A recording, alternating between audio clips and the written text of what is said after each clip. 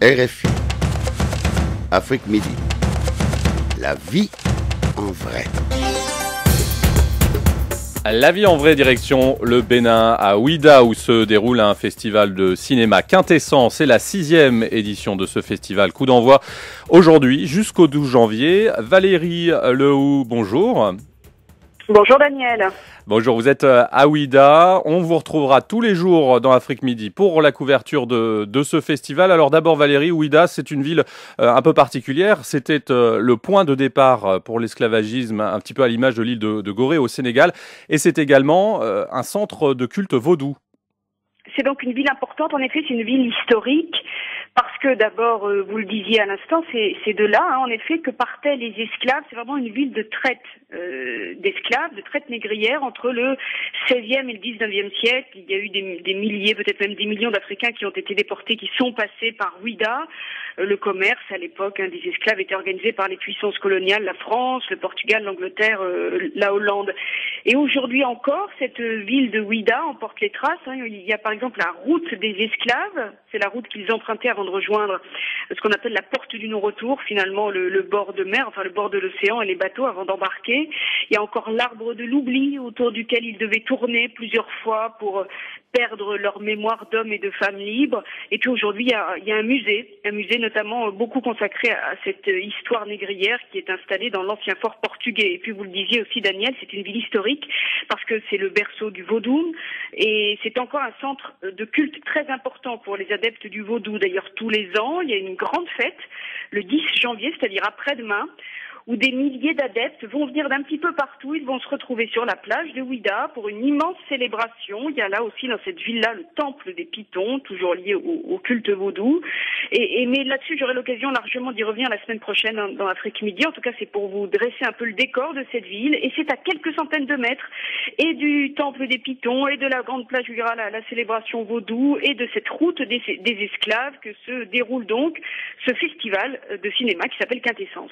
Alors Valérie, qu'est-ce que c'est au juste que ce festival Quintessence ? Alors, c'est un festival de cinéma international. Ça, c'est son titre exact.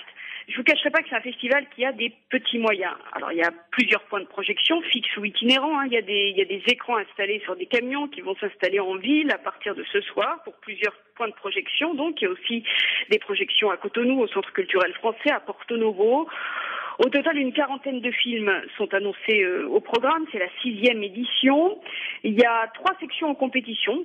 Assez classique, je dirais, long métrage, documentaire, court métrage. Principalement, bien sûr, ce sont des films africains.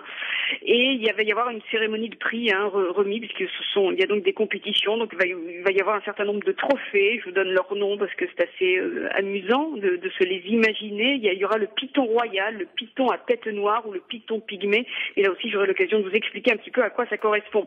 Il y a aussi, bien sûr, des films hors compétition qui sont projetés.